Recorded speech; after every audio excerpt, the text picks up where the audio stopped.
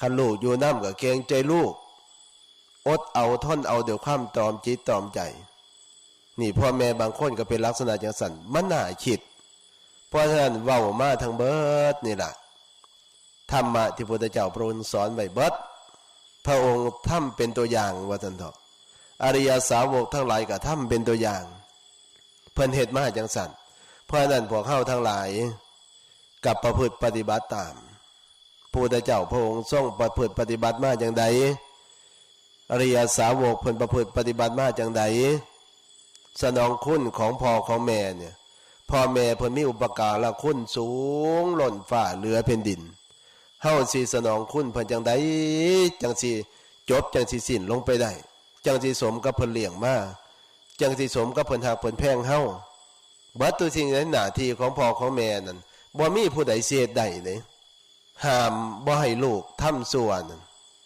บ่คือเสี่ยวเฮาบางคนไดบ่คือหมู่เฮาบางคนไดคันหมู่เฮาบางคนนี่เฮาบ่กินเหล้านำนี่คือเว้าเป็นฟังแต่ก่อนนั่นมันก็ยังว่าเฮานี่ขี้องค์มึงรังเกียจกูหรือพุ่นน่ะบ่กินก็คมข้อให้กินบางเทื่อก็ดีนี่มันว่าให้ว่าจังเถาะแต่ว่าพ่อกับแม่นี่ห้ามไม่ให้ลูกทำความชั่วส่วนผู้อื่นนั่นส่วนเฮาไปกินเหล้าส่วนเฮาไปเข้าคับเข้าบาร์สามารถที่ส่วนได้เป็นหยังเขายังส่วนได้เขาบ่ได้ฮักเฮาคันเฮาตายเขาก็บ่ได้ให้นำเฮาบ่แจกเขาหาพร้อมมีแต่สองเครือเฒ่าพ่อกับแม่เฮานั่นล่ะเวลาเฮาเจ็บเป็นนิดุลก็ไปง้อมไปเบิ่งไปแย่งคันเฮาเจ็บเฮาป่วยก็เบิ่งก็แย่งตายแล้วก็เก็บหอมรอมริบได้เงินเป็นหมื่นเป็นสองเป็นสามเป็นสี่เก็บหอมรอมริบแล้วก็แจกเขาทำบุญหาก็มีแต่พ่อกับแม่เฮาหั่นล่ะที่เฮ็ดบุญหาเฮาก็ดีเพราะนั้นเพิ่นห้ามบ่ให้เฮาทำความชั่วแล้วยังบ่พอเด้ให้ลูกสร้างความดีอีกให้ลูกสร้างความดีแล้วยังบ่พออีกเด้ยังเฮ็ดหยังอีกย่านลูกโง่หน้าที่ของพ่อของแม่แม้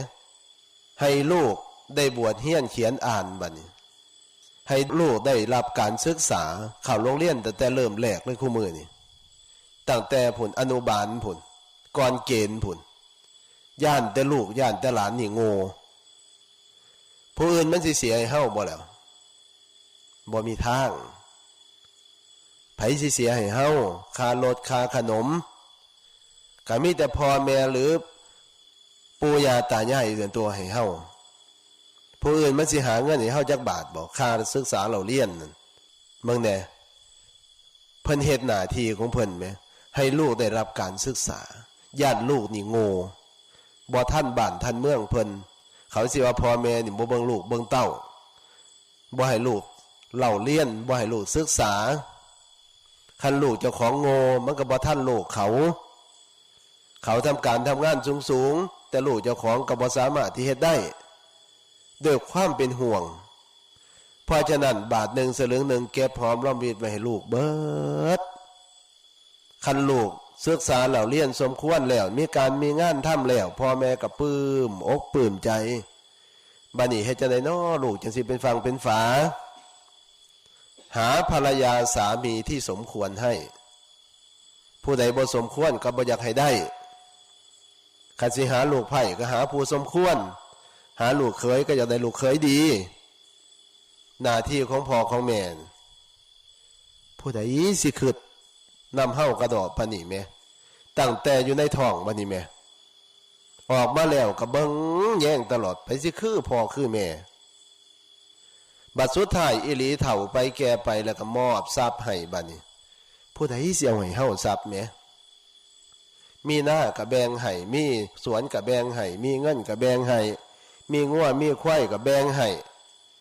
ไผสิเฮ็ดได้ในโลกนี่คันบ่มีพ่อกับแม่สองคนน่าคิดว่าจังเถาะ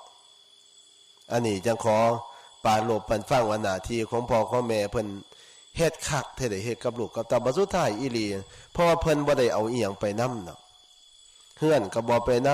ำเงินค้ำกำแก้วก็บ่ไปนำอีหยังก็บ่ไปนำบัดนี้ก็มอบทรัพย์ให้ลูกให้เต้าบัดนี้แบ่งกันผู้ละเท่านั้นเท่านี้เอาผู้นั้นเอาธงหันผู้นี้เอาธงนี่กันให้กันหน้าก็ดีคันว่าพ่อแม่เพิ่นบ่มีให้มีหน้าเพิ่นก็แบ่ง